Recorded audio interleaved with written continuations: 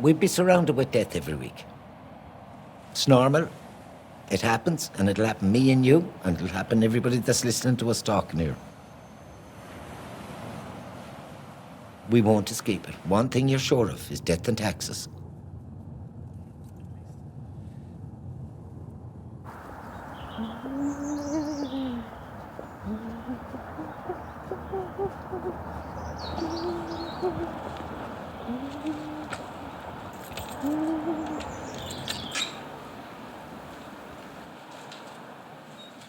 But to be honest, I would have no fear, because I bury better people than me every week. But we never talk about death. It's a taboo subject. It's bad luck to talk about it. It goes without saying, anything you don't discuss or talk about, you will become fearful of it.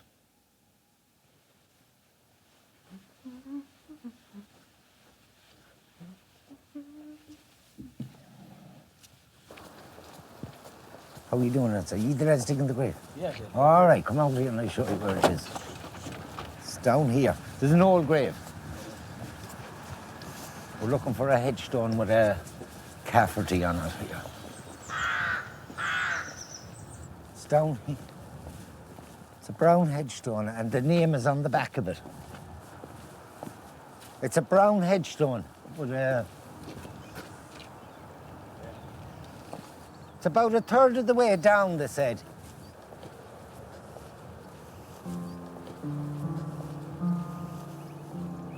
I think there'll always be a need for a funeral director. Do you know where you're going, or who's the young I'm on the 11 o'clock one. You're on the 11th? Yeah. And You have 12. because you don't have a funeral every month, every year. I think that the rate is within the immediate circle once in 11 years. So people don't know what to do. The bereaved need somebody to come in and grasp it by the neck. Somebody needs to be in charge. Somebody needs to organise this. Down this way. This is a nice, decent spray. No, Martina, I'm going now, right? Will you ring the hospital and get clearance on Jim? And just find out when the autopsy is and when will he be released to us. Okay. Because they want to take him home. Okay. No Look, problem. I'm over at the cathedral, so, and then I have the 12:30 as well. Yeah, I'll text you and let you know what's happening. Yeah, and if you need me for anything, just send me a text, all right? Yeah, no problem. I'll always have a member of the family meeting me on the street and saying, David, is there something wrong with me? And I say, why? I haven't shed a tear. And all the rest of them are crying around the place. I say, no, that's normal. Why is that normal? Because I said, you're too busy. You're organising the readings, you're organising the music, you're not giving yourself time to grieve. But let me tell you something. You won't escape it. It'll hit you, maybe in 6 months' time, harder than it hit any of those people that's crying. It's the funeral director's role to go in and take that responsibility off him, and allow them get into that grieving process.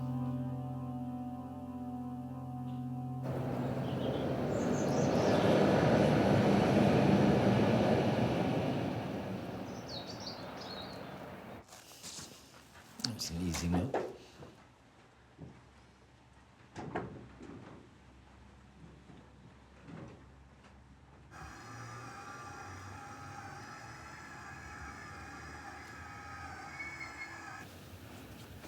And just there.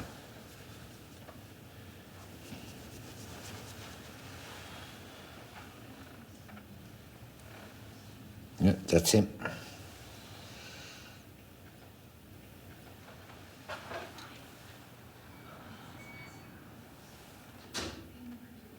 That's it. That's the real him. He was a lovely man. He was. He was a good character. Oh, without a doubt. Yeah. And that, That's a nice one. that's one. Yeah, of the that's a things lovely we one, listen also. to. Who are them two box on the left-hand side? I don't know who the fellow on the very left is. He's a madman. Yeah, that's at our That's wedding. 22 years 22 ago. years ago.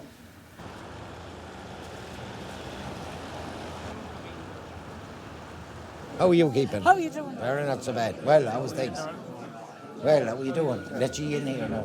I used to read books that psychologists used to write, and they'd always mention the Irish wake all over the world. But there was kind of more of a skiff made of it than anything. It was like a big drinking party. Now I'm glad to see that the psychologists are writing, why do the Irish grieve better than anybody else in the world? The wake, the spending time with the deceased. You need to sit with that person that you'll never see again. You'll never kiss them, you'll never hug them, you'll never argue with them ever again. But you do get an opportunity to sit there and talk to them. It will allow you to cry. That's the body's defense to help you grieve. Now, seeing is believing. So if you're with them, you can talk to them. The spirit is still very close to you. So I feel that every bereaved person should be given the opportunity to do that.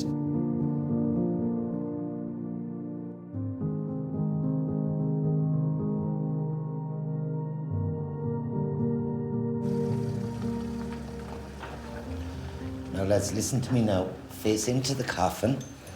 Put your two hands on the bottom of the coffin, not the handles. Now the important thing is face me, because this is the direction we're going. So facing me, together, up. Now put the arms around the shoulders there. Okay, lads, on your left foot now, together.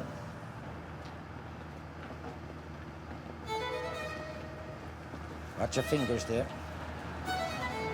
Now stand back and leave it to Steve at the back, okay? Good. Now you can go to your cars now. Okay.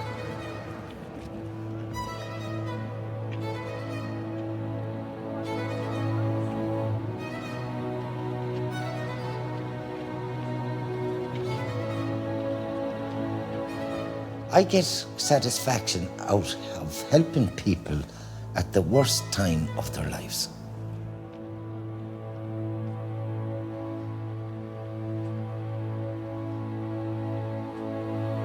Yes, you wouldn't be normal if these things didn't affect you. But, you know, I just keep my hand that I can't undo this awful situation that has happened. All I can do is help that family get through this period, so it might help them down the road on the journey.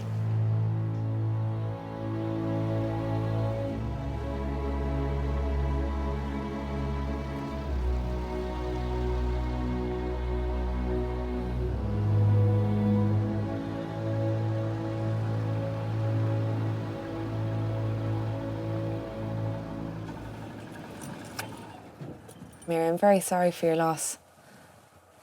So 2:30 this morning. Has the doctor been?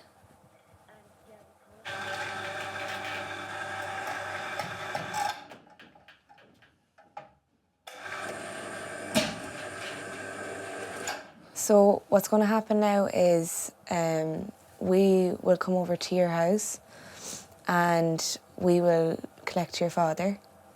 Okay, so you won't have to worry about it after that.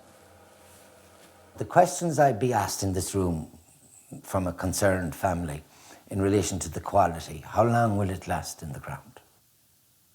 Where we would reopen a grave where people have to go down and they actually can stand on the solid oak coffins after 20 years. So that gives some comfort to the families, you know.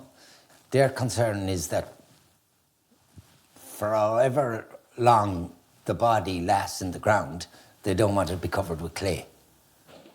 So the coffins are generally inside are made up of the same material. It's usually white satin or cream satin.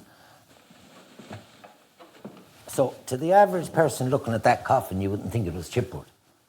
And yes, there's £1,000 of a difference between that and the oak coffins. There's the chipboard there. You can see it there. And there's the thickness of the veneer. Like, I mean, it's only the thickness of your nail. We tend to put a panel in our solid oaks. And that's just to show people that behind that, it's real timber. So if the choice of disposition is cremation, I'd be advising them it'd be foolish to be putting a solid wood coffin on. Well, it happened once where I tried to convince the family to go for the veneer coffin, and no, they wouldn't have it at all. They wanted an oak coffin. And I said, but it's going to be burned. And the son turned around to me and said, do you think it's what we can't pay for it? And he was looking at me and I said, no, I didn't say that. I'm just trying to help you budget the funeral here. You should help the family budget this funeral. The funeral account is made up into 3 sections. It's the coffin that you buy, which we refer to as the merchandise. So let's say the coffin is £1,500. Okay. Then there's the services that you provide. You provide a funeral home, you provide hearses.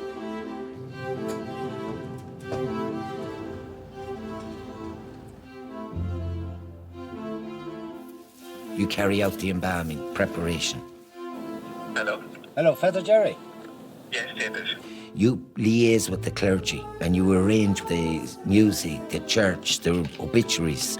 11 Mass on Saturday morning. Yeah, that'll be okay. And the third aspect to the bill is the disbursements. What that means is money that you pay out on behalf of the family. You may have to write a cheque for the soloist, the organist, the church offering, the sacristan, the grave diggers, the county council. You then may have to pay for the flowers. So your disbursements could end up £2,000. Adding all 3 together, the funeral could range from 5,500 and 6,500. Okay. Now, it's it's the last supper casket upstairs, Okay. and they're bringing in clothes in the morning. Okay. In this business, you're going all the time. How do you switch off? There's no time to switch off. It could be 12 o'clock, it could be 1 or 2 o'clock in the morning. You could be at home when you're just called out again. You might be only 2 hours in the bed. Yes, when you have family, it's hard to arrange that around your family life and the time you should be spending with your family. But, you know, they grow up to accept that too. So when they do get you, you make good time of it. But you would be on call, you'd have your phone with you, and you'd know, and they'd know that if they see me disappearing, that it's somebody has lost a loved one, you know. So.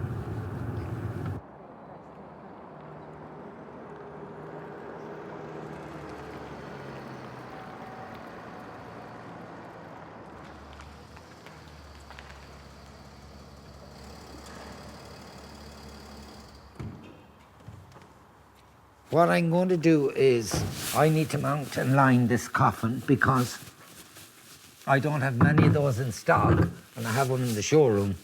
That means you put the cloth in and put the handles on. So you have 6 handles on the side. The handles, they do make a difference. Some people, we have a theory, we put solid on all solid coffins, and then veneer, we put plastic on. For instance, this coffin here, that's a cremation coffin, so there's no point in putting solid handles on that. So they're plastic, but they look like real, you know?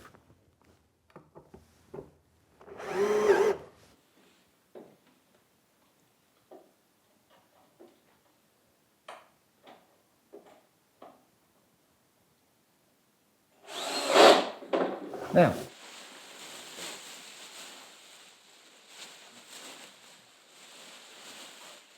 so this is what people be lying in.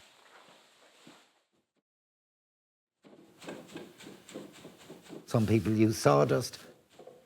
I like using the shredded paper because there's no dust from it.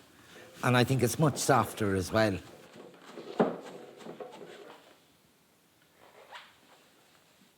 Nearly every funeral director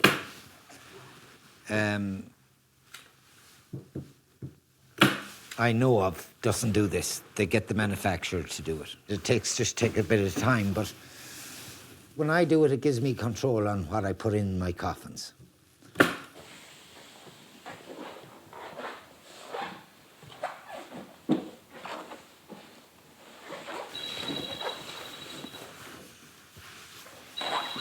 And I hate when the phone rings and people are sitting in the middle of this. That's my wife. I better take it. Aileen. I'm in Calooney, Mountain Line of Coffin, and I have to go in then to Sligo. We were reposing in a house from 5 to 8. So, look, I'd love to join you for a pizza, but look, give me a call. No, here's what you do. You give me a call closer to the time, and I'll let you know whether I can join you or not. All right, see you. Bye.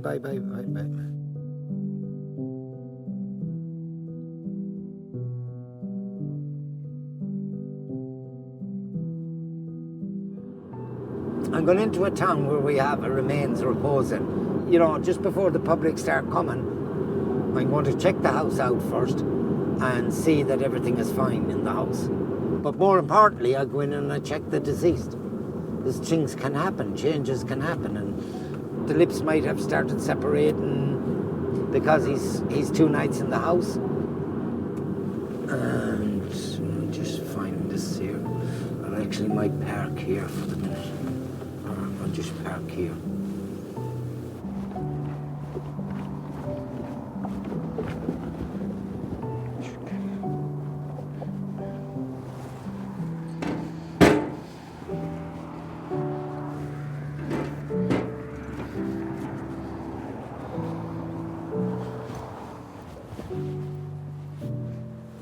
Oh, yeah. How are you doing? Going to check the boss. Is he all right? He is. No, I just said I'd check him before. Yeah, he's perfect. You're looking after him well, so you are. Yeah. Didn't I always? Yeah, exactly. Yeah. Yeah. I'll see you later, right? I'll be back again and I'll check. Everything is fine there anyway.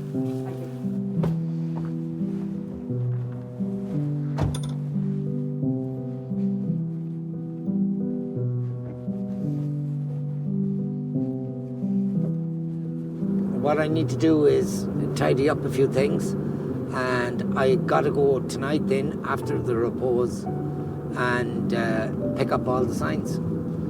So yeah, it'll be about 9, 10 o'clock when I get home tonight. That's every night, right? That'll be most nights. And it starts 7 in the morning. It's a lot of going.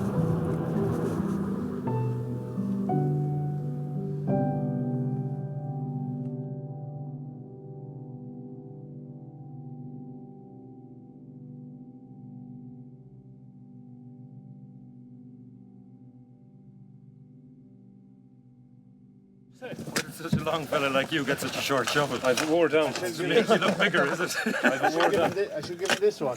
Oh, you can come in here yourself. That's not a whole lot. We're digging a grave for somebody we knew. We're neighbours. Friends and neighbours. Right, I don't know. When the time comes, we all pitch in and we bury our own. Oh, where are you? Yeah, these are men. Brother Marie. Yeah. To any Irish person, the word mehel will mean a group of people coming together in a time of need to help each other out.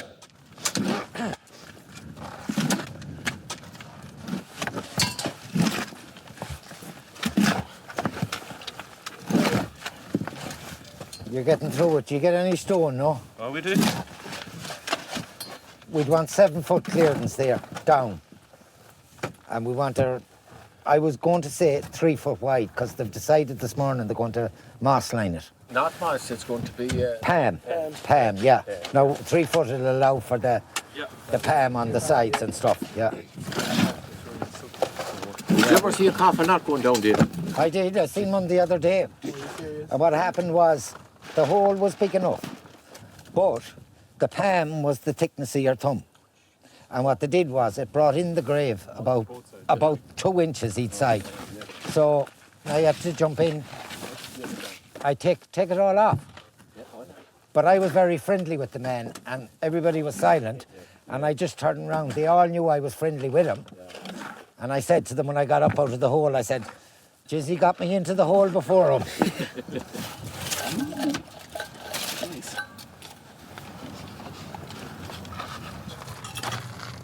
Today is Monday, so it's bad luck to open a grave on a Monday. On a Monday. So Richard came up yesterday evening and just took a sod off the grave to open the grave on the Sunday. If you open it on a Monday, it'll be opened again within a 12-month period. That's the ritual that surrounds that, you know. You'd want the 3 foot there. That's what you have into one. Yeah. This is the shoulder of the coffin here now. That's the other tradition here. The headstones are up there, but they all have to face the east, so. And a lot of people often question me down there, said, "Did you put it down the coffin the wrong way?" The coffin faces the east at all times. Yeah. Facing the rising sun. Yeah. Right, lads, I'll go. I'll see you. Right there. Okay, David. Chat you. Okay. Chat you. Take him off. We're going lining it now. Makes it pleasant looking to die, like when it's nicely lined with the palms. Does that look all right from up there? Yes.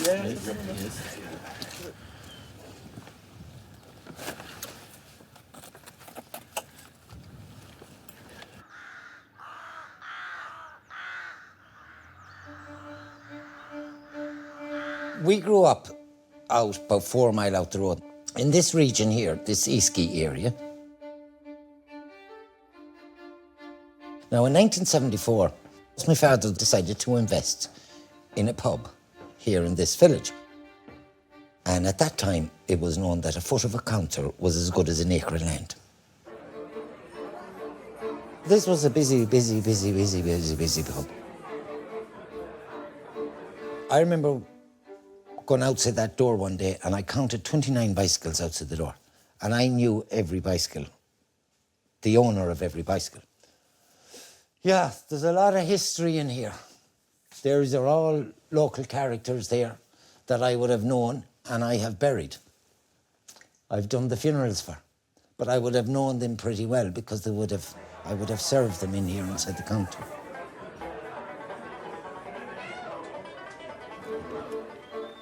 Now, in rural Ireland, funeral businesses, mostly they were attached to pubs and shops. At that time, there were no funeral homes. So when we bought this pub, or my father bought this pub, really it was a mixed bag of businesses he bought. And I do know when he went down and opened the doors of the shed down there after buying the place, and there was this black yoke inside the door. What do I do with this? So he rang the solicitor, he says, "There's a hearse here." "Yeah, well, if you look at that, it said funeral requisites attached with new hearse. So it's yours." "Yeah, but I don't know how to do funeral." "Well, you'll have to learn." So then I started to help out with the coffins and was gradually brought and introduced into the business. We had no office. We had a curtain here right behind me. So when a family came in, you'd notice there'd be 5 or 6 of them in, you'd know they'd have trouble on them. So we'd say, "Have you trouble?" "Yes, we have." So we'd pull the curtain. So to be at this counter that we would have made a lot of their funeral arrangements. And the first thing you did was you stood them a drink. "Here, I'll stand you a drink. What would you like? Powers?" "No, I'll have a little Hennessy." "Okay." "I'll have a pint of Longwood just as a chaser to wash it down." "Okay." So he's get 2 drinks instead of the 1.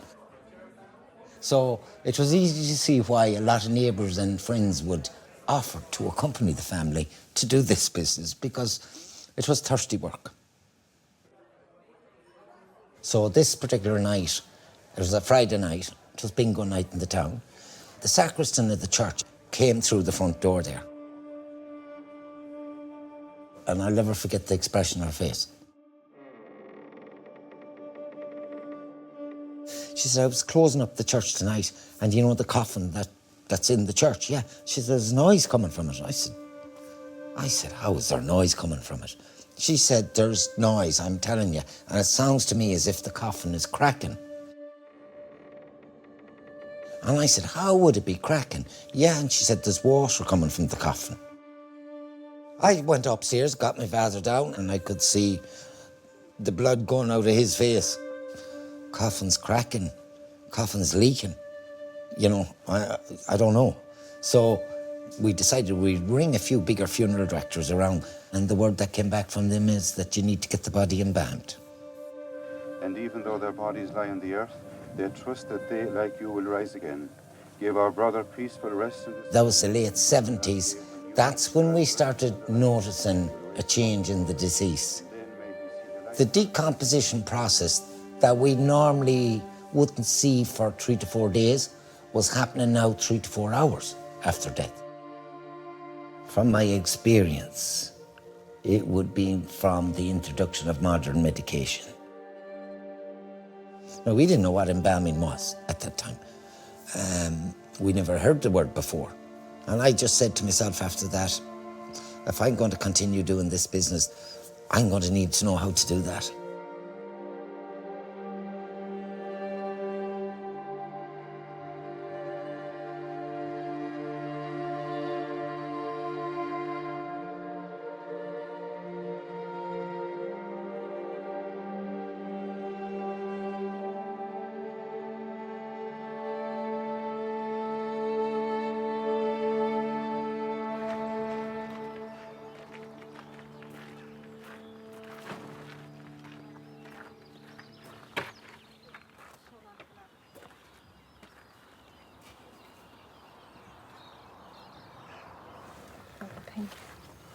Yeah.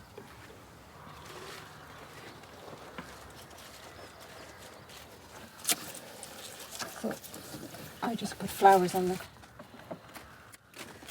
So that when Mommy goes down, it's not so cold to the grave. Did your mum like flowers? Oh, I love them. Love them. Love them.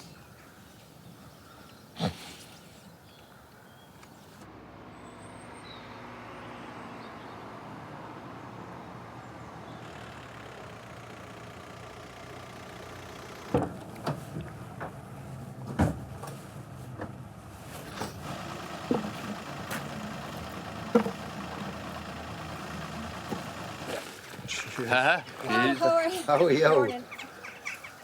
I can't see you with all the green and the flowers. It won't get any thicker than that now down there, will it? Are you listening to that down there? I'm listening. Do you stay up all night? Yep. We stayed up 3 nights. 3 nights we stayed up all night. I think if that time is going to be spent, I think it's nice to be spent at home. When the body is there in front of you, you'll reflect a lot more than if the body was in a fridge in a hospital. Yeah, we bonded a lot now in the last 3 days. Oh, at least 30 years. No, at least 30 years since we were all together. In the Sure will be, staying in our yeah. home house together. Yeah. Just the 5 of us in there and just talk. You can talk to her, and it's great. I find that great, especially over the last 3 days now. It was good. You can see her piece and, you know, have your private chat. There's more in the bucket now. Yeah. I'm going to bring this up to the end of the road now.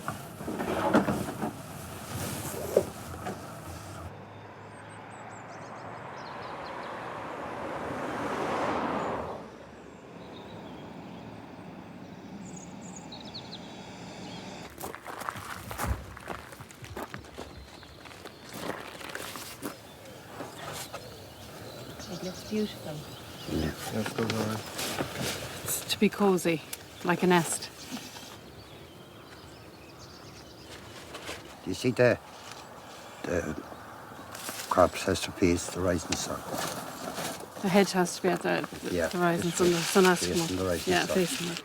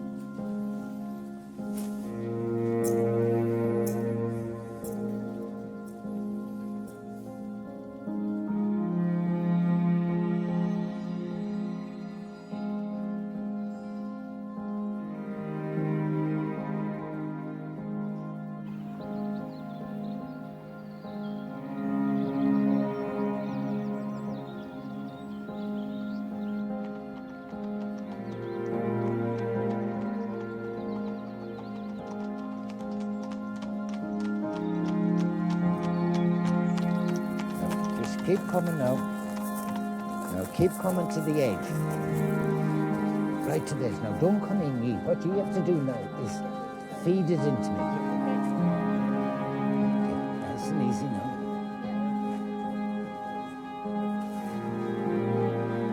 Nice and easy. Give us this day our daily bread, and forgive us our trespasses, as we forgive those who trespass against us. Because God has chosen to call our sister Letty from this world to himself, we now commit her body to the earth, for we are dust, and into dust we shall all return. Now just nice and easy, let the straps go through your hands. Almighty and ever-living God, in you we place our trust and hope.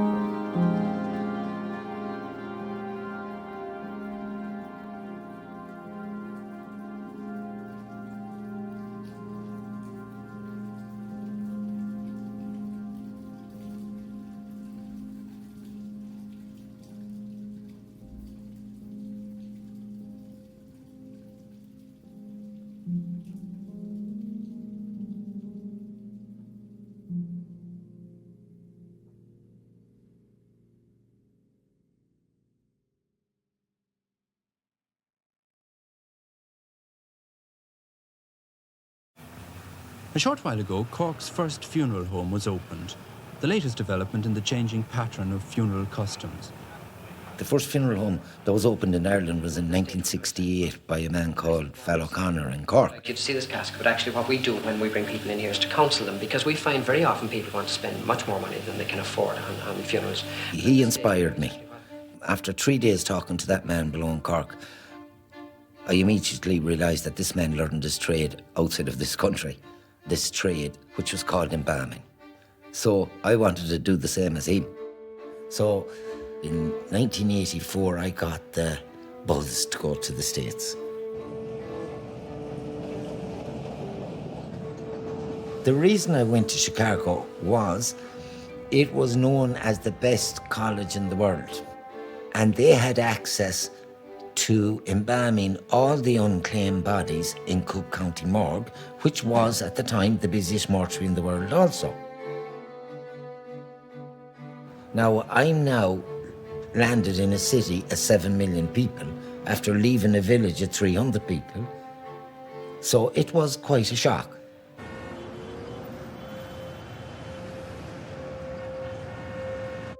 When I entered the school in Chicago, it wasn't easy. There was a lot of anatomy and physiology to be learned, but I got through it. I was a year in the college, and then I was a year out working in the industry as well. And I learned so much.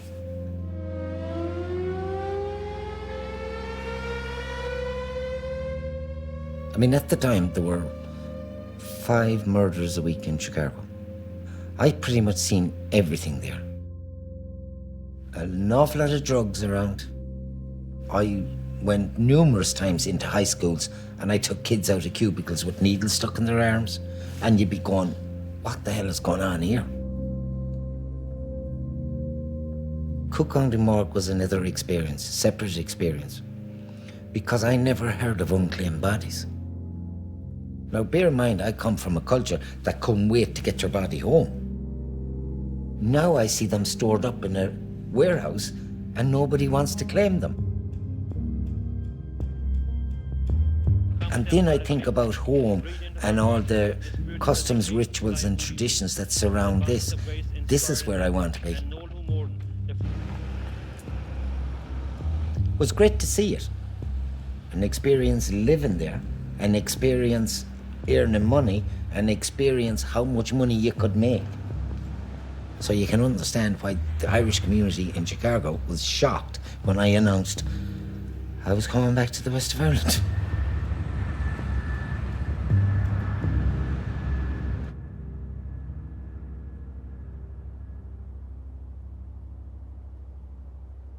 Midwest Radio have been informed of the following deaths. Maureen Connolly, Los Angeles, formerly of Ballina, County Mayo. Funeral Mass this morning in the Cathedral in Ballina at 11 o'clock, followed by burial in League Cemetery. James Henry, known as Jim, Glenmore, Crossmalina. Remains will repose at his residence this evening from 6 o'clock until 8. Funeral Mass tomorrow at 12 noon with burial afterwards. So what happens now is we'll call over to your house.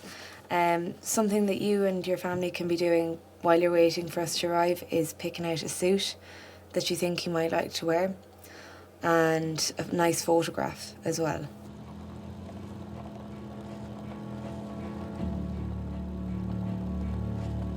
Most humans love to look well. Most humans are more comfortable in company looking well. Most people will spend a couple of hours doing themselves up before they go out. That's normal. When somebody charges me with the responsibility of looking after the deceased loved one, I feel from the deceased point of view that I want to give them back the 2 or 3 hours that they would normally have given themselves during life. That's not a big ask. Those times are okay. I get that written in the first 11 o'clock. Right, Father Jerry. Thank you. Bye. Bye.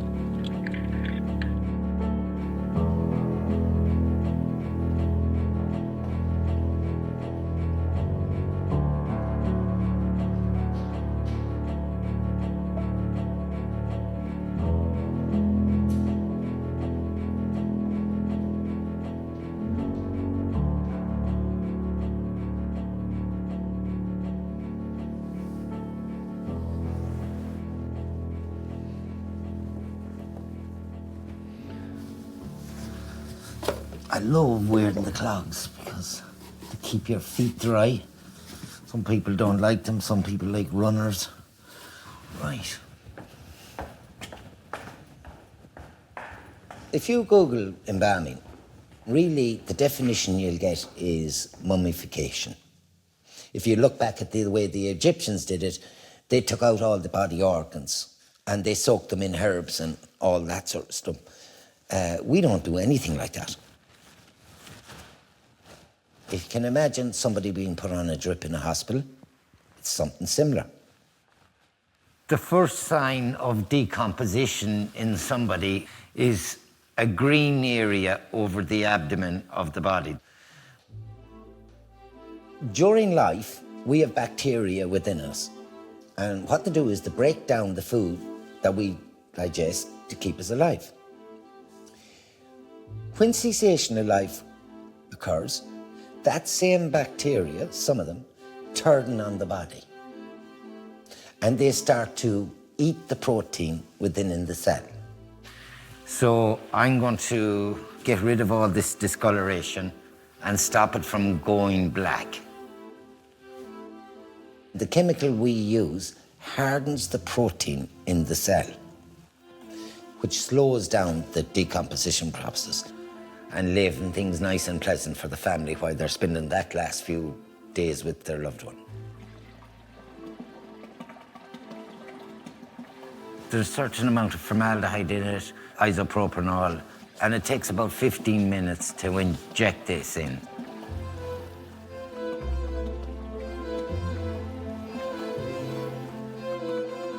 Normally you will make the incision alongside the clavicle bone, which is the collarbone, and you would lift the carotid artery and the jugular vein.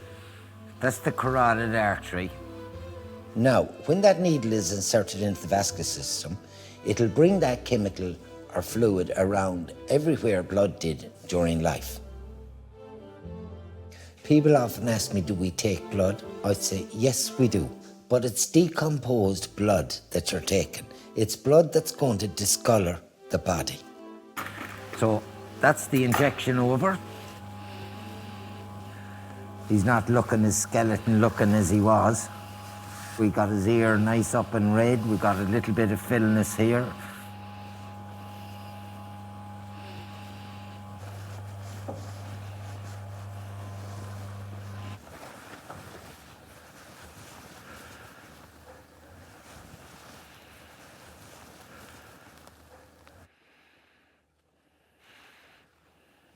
I feel a big spiritual presence when I'm in the room.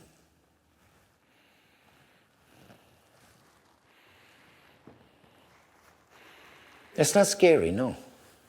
It's not scary at all, that's the thing. If anything, it makes you feel better.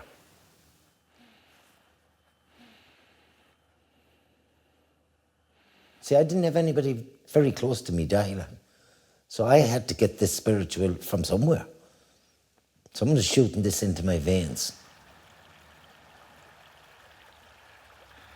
I've seen things happen at funerals that you just couldn't say were coincidence. Hearses stopping at the favourite point of where a guy fished all his life. It just conked out. Brand new hearse. No mechanic can figure it out. But it happened. I had a lady one time that I was putting cosmetics on, and it just wasn't sticking. It had the funniest reaction on the face that ever I seen. It was like water, applying water. You know how it would come run down like a bubble? I actually thought the bottle was gone off, so I went out and I got another bottle. It was going nowhere. I couldn't apply it. They were ringing. You should be here an hour ago. So I made a decision to take their mother home. We went to the house and I took the lid off the coffin. Then I went out to hopefully explain to them why I didn't apply makeup to their mum. The next thing, the three daughters came through the door and threw their arms around me. How did I know not to put makeup on their mum? Oh, I didn't know. Because we forgot to tell you. She hated makeup. She didn't even want lipstick.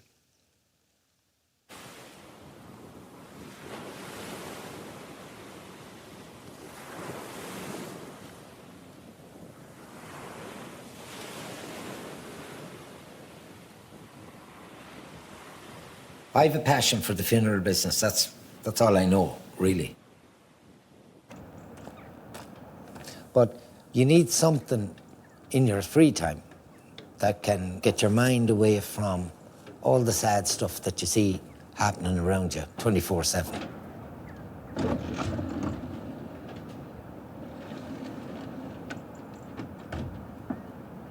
You know, I tried a few things, getting involved in golf and stuff like that, and I found it hard to find some sort of hobby. I like the concept of unusual places to stay, just something different. So I seen this site, it was about 18 acres in total in it, and it was for sale. So I decided to come up with turning all types of transportation into accommodation.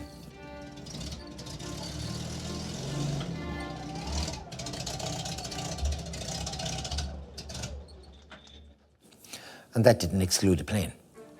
Attempts will be made this evening to deliver a Boeing 767 aircraft to a glamping site in County Sligo. The airliner will be the centrepiece at an alternative transport-themed glamping village in Enniscrone. The retired aircraft left Shannon on a barge on Thursday to travel up the west coast. The logistics of the move was quite challenging. You couldn't bring it by road because you'd have to move all the lights and traffic and come to towns and villages. It would be impossible. And the only option left to us was to bring it by sea up along the coast. We were hit for the first 24 hours with a 5-metre swell of water. That's a 20-foot wall of water either side of you. A plane is engineered to fly, so we had to make sure we had it well tied down, or we would have lost it.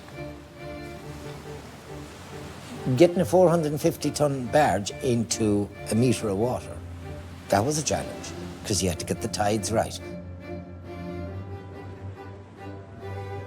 And we got an awful lot of attention. And the town is absolutely rammed. And the reason it's rammed and the reason we're here is because of a thing that sort of caught not just the mood of people in Enniscrone, but the mood of people around the country. Everybody thought this was fascinating. 1,000 people stood in the rain there watching us the whole day.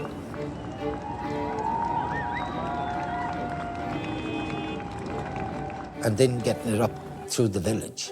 I mean, we're only inches away from your man's house down the road there, like. Inches.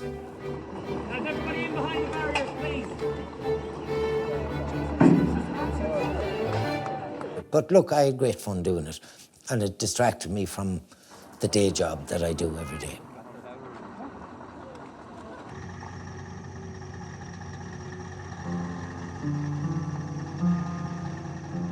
You know, I'm not known now as the Grim Reaper. I'm not known as the worst person that can come to your house. You know, oh, you're the man that brought in the plane. Now it's on my site, and now I have to make a business out of it. We'll get something going here.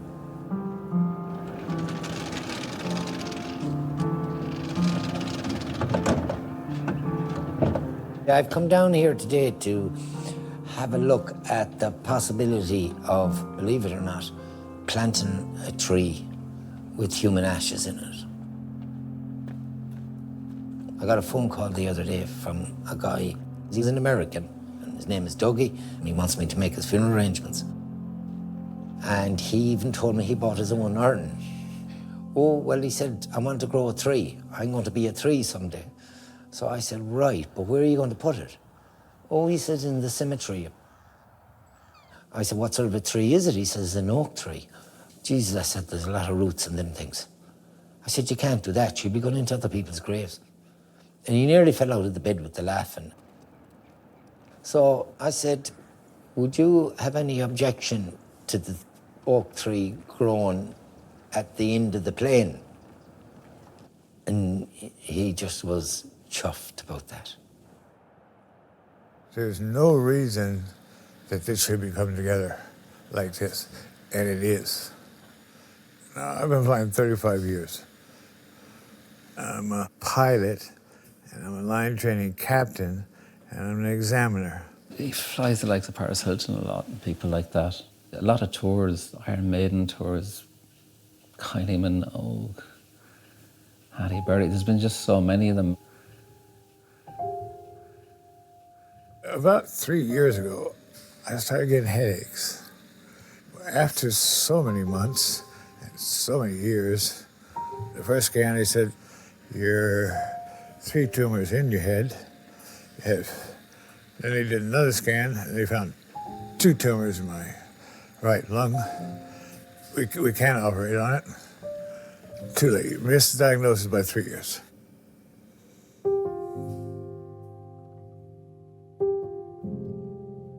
And they gave him 6 months to live. And when was this? November. It was 3 months ago. Swirl this around.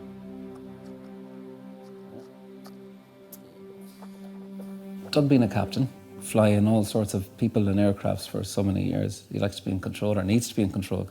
Coffee time. And his own death, he wants to be in control. So he did all. He had the urn bought, came in the post here one day. I said, "What's that?" That's what David's put me in. This is where Dougie is moving to. And I go in there for the cremation. Picture of the man on it.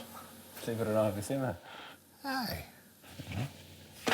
So here, we'll hold on to this as long as we can. That's the plan, you see. I hope so. The natural person we would go to first of all was David.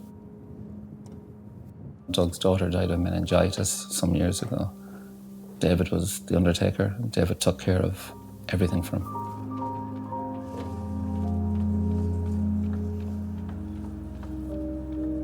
He takes a disaster, like a baby dying, a 4.5-month-old baby girl. When he was done, I was like, thank you. And that helps your grief. Oh, yeah, I couldn't have done it. They go ahead and shoot me.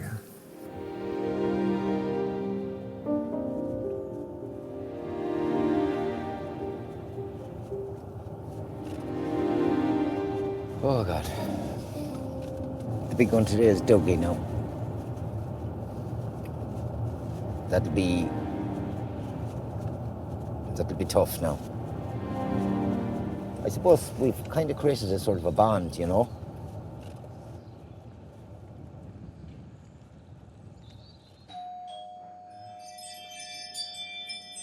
Not so bad. Is Dougie up, is he?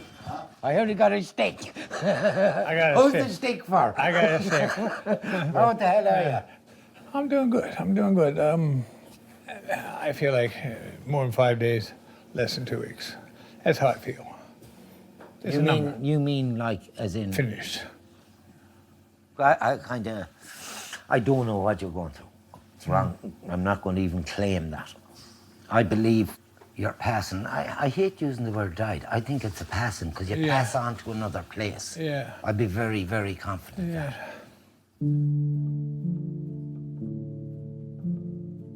I hate taking out this, right? Because this is what I took out the first day with you, right? Yeah.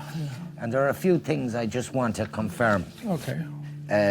I checked out in case there was any problems with the ashes being interred on my site. Yeah. No problem. Okay. Now, we'd be putting the notice on the radios and stuff like that as well. Midwest, yeah. Yeah, Yeah. Midwest. You're happy with all the rest, like laying you out in your uniform, laying you out here in this room here. Aye. And we go to church on the morning. Okay. But you're not going to be in church overnight. No. Okay? Good. You're going to be here in the house. Good.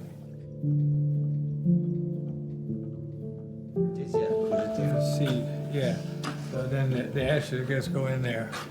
The ashes go in here, and that's planted in the ground. The top comes out here. That's right. Yeah. When I first got diagnosed in the hospital, some father came in and he goes, "Body of Christ, whatever, get out of here. Get out of here. Get." I was angry. Get out of here. There's nobody gonna help you. You're dead. You're just another piece of dirt.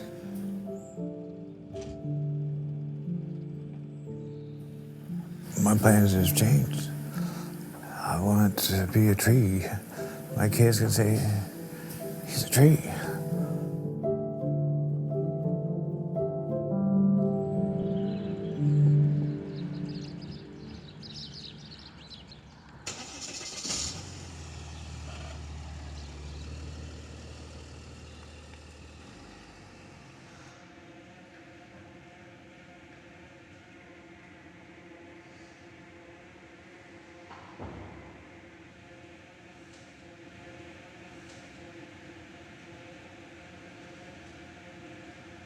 People's attitude towards death is changing, definitely.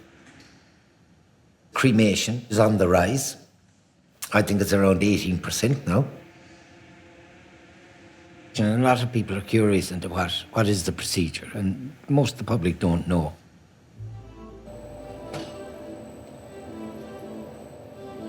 When the body is received, people always ask, has the coffin been moved? You don't put in the coffin.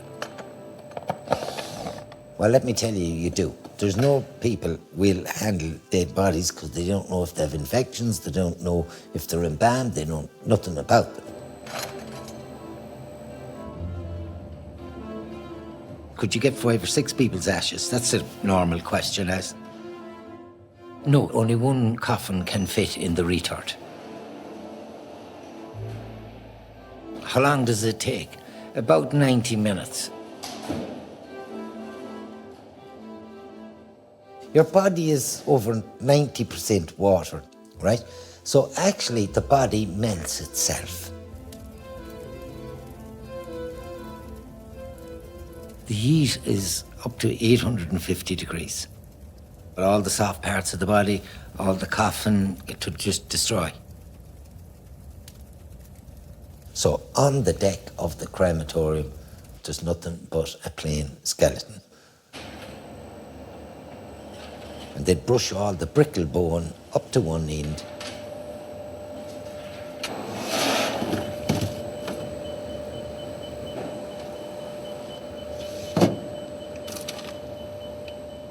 Then they place a magnet over the brickle bone and it will pick up any metal or any rings, hip joint replacement, plates or any screws from the coffin, and then you would take them away.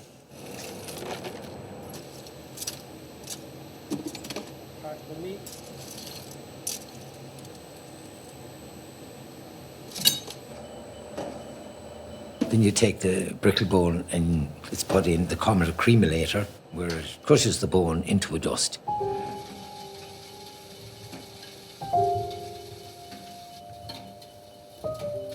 Everybody thinks your ashes is your hair or your clothes or...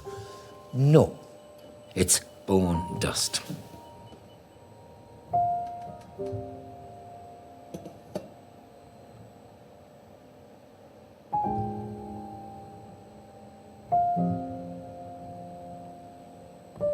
In my case, somebody asked me recently, do I want to be cremated or buried? I don't care either way. Because one thing people need to understand is, whether it's cremation or burial, you'll return to a skeleton anyway.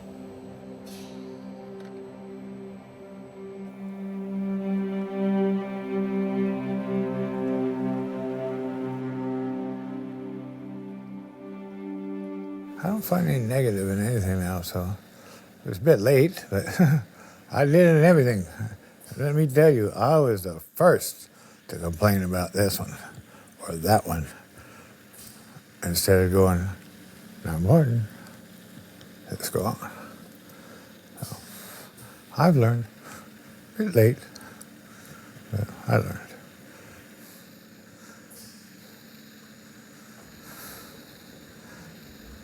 I think we all need to appreciate, really need to appreciate the moment, this moment, not tomorrow, this moment. I don't do it. You don't do it. We're looking for something else.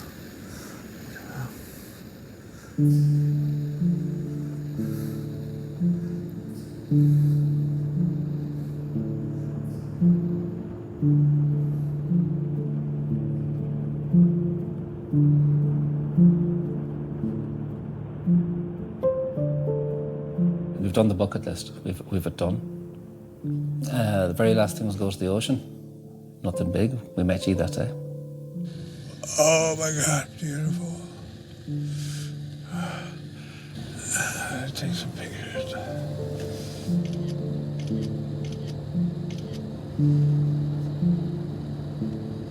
This is all at our doorstep. Why would you want to leave?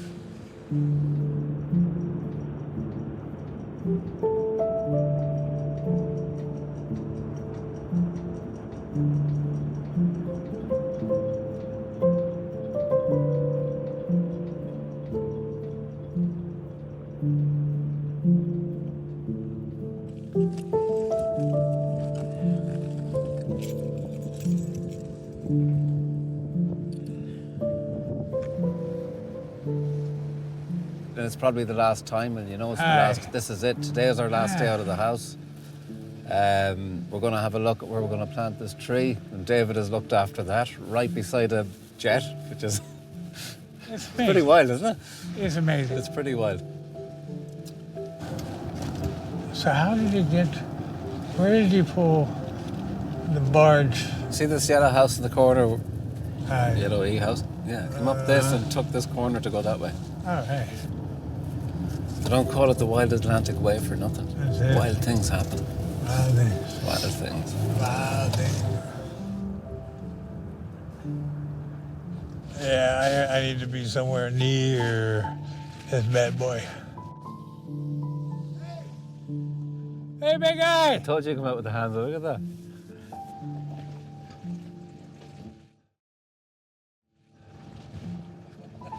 Come here, give me a hug. Oh, God, Hey, buddy. Now, welcome to the madness. How are you looking at? I mean, look at here. Just You find out. have to see this here, like, so you'd have to look at that and say, there's something awful wrong about this. That's it. What are you doing, David? But it all going to work here, no? Well, do you know what? It is going to work. It is. I'm looking at a machine there that's spent 29 years in the sky. Uh-huh. And now she's sitting in my back garden. Like, it's a bit mad when you think about it. Isn't it? Why is this all fitting together to my career, my life, yours? So you don't actually die. You stay, you're going out to these people with your soul and say, it just feels so good. Well, like, if it's any consolation to you, when my time comes, You're gonna. I'm going to be pretty much beside you down there in the boat. I'll be talking about he's coming tonight. He's coming tonight. We'll sabotage him when he gets here. So what I intend to do with you, Okay. right, is I'm going to be explaining who you are and your trip here, and I'm going to be telling them there's a Dougie tree down there. Okay. But here's the thing now. There's a lot of weight on your shoulders now, because when I come out and have a bad day, I'm going to be looking down at that tree and I'm going to be saying, here you, what are you doing for me up there? Give me. Things aren't working out here. Bring in the customers. Do I need to throw you a bit of fertilizer on you? Bring some horses.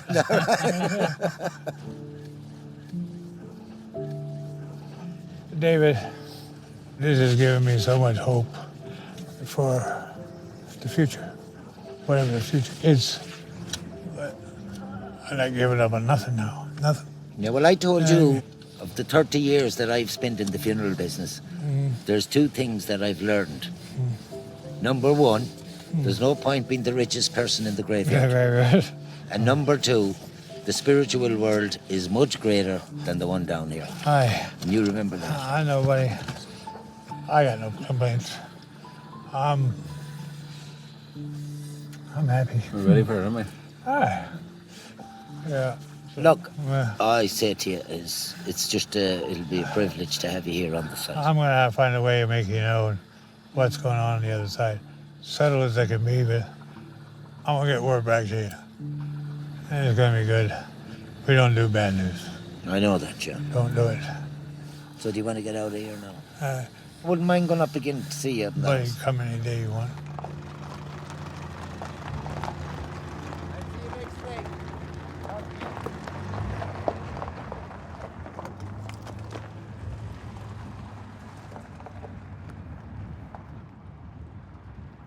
That was a bit tough there to do that there now. You'd be asking yourself why, you know, why is this happening to this young man like? But I suppose we have no choice. Do I find it hard? Yes, I do, yeah. Because if I put myself in his shoes, how would I feel? You know. But I have to come out of a different mode, you know. I have to engage with him. I can't let him see that I'm saddened by what's happening to him. But at the same time, he's gone away and he's content. So at least it has taken some of the burden off him.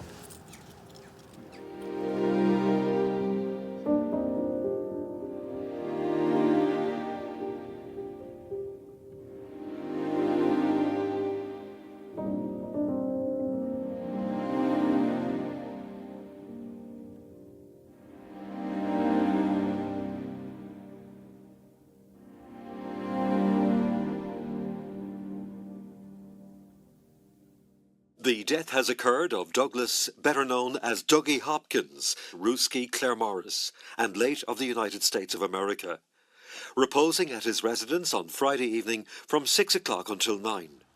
Funeral will arrive to Church of Christ the King, Knockmore, on Saturday morning for Mass at 11 o'clock.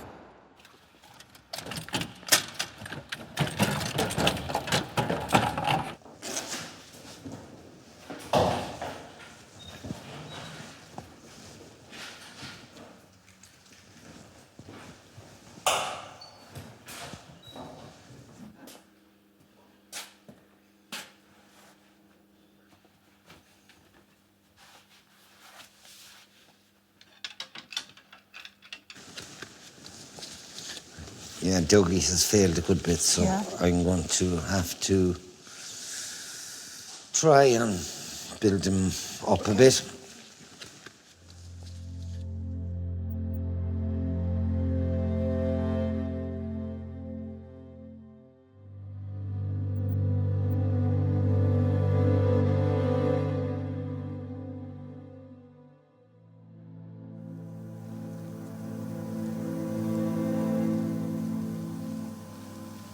It's a bit different when you're doing this on somebody you know, isn't it? Absolutely.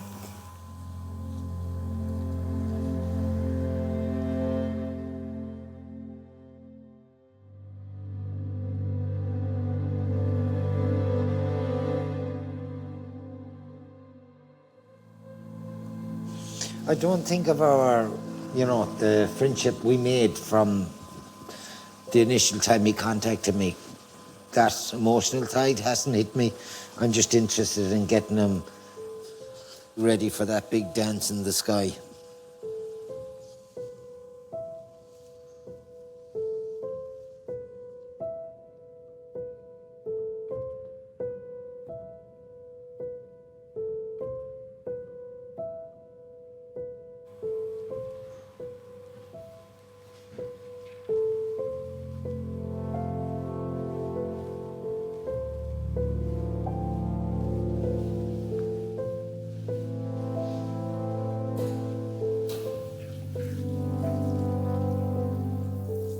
Any of the photographs I seen Dougie in like that, he was dapper and smart. He had no beard, like, so I'm trying to give him back that dapper look again.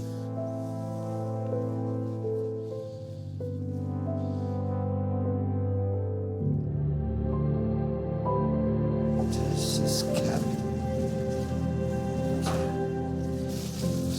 Down to his shoes.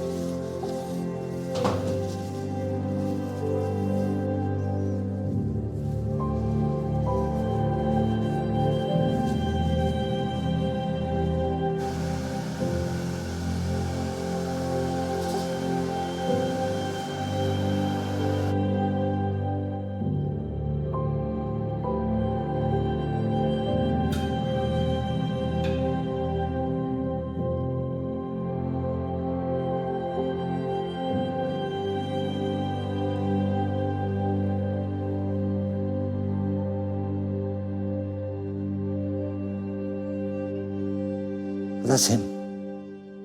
Anybody that comes and attends the funeral will see that he looked fabulous, and they'll remember from that.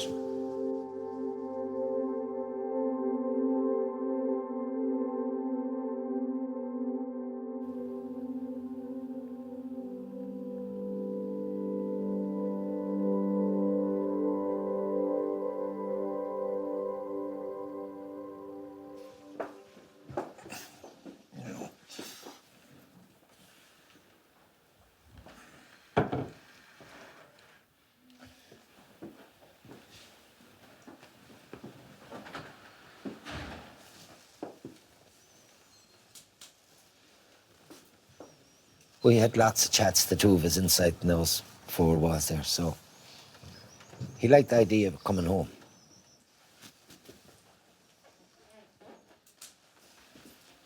Do you want to come in and see Dougie there and see?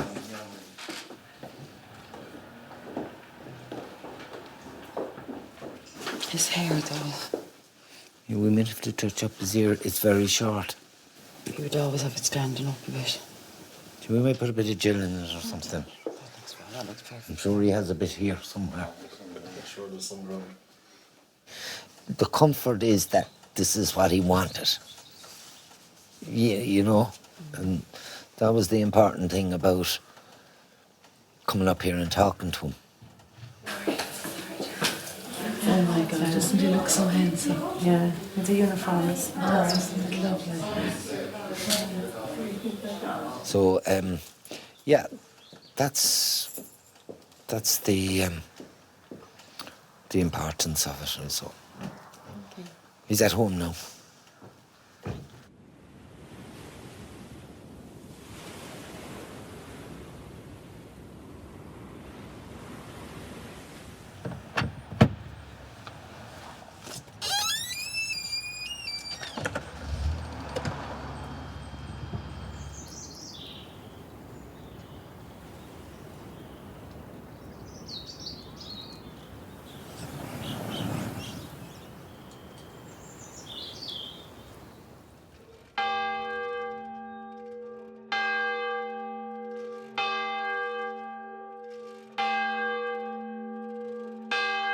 Is this still going?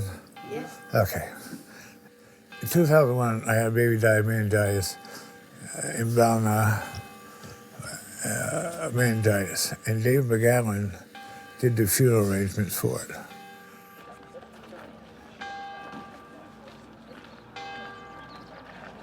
The casket, a white coffin, beautiful. Couldn't pick a better one myself. And whatever, we just drove home. I was there.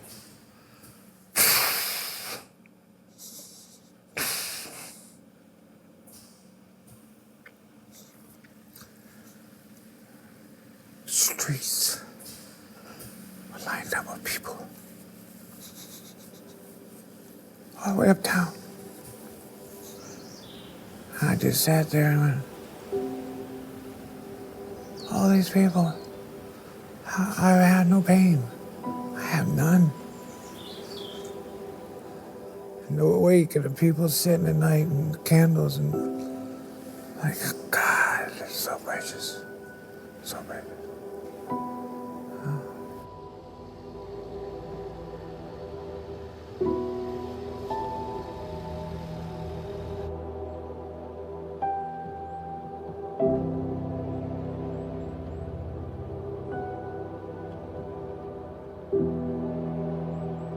The Americans asked me in a presentation I was doing in New Jersey one time. I was showing a photograph of my hearse en route to church with 300 people around it. And they were confused. Why are all the people around the hearse? I said, they're going to the church. But why? I said, that person isn't going to church on their own.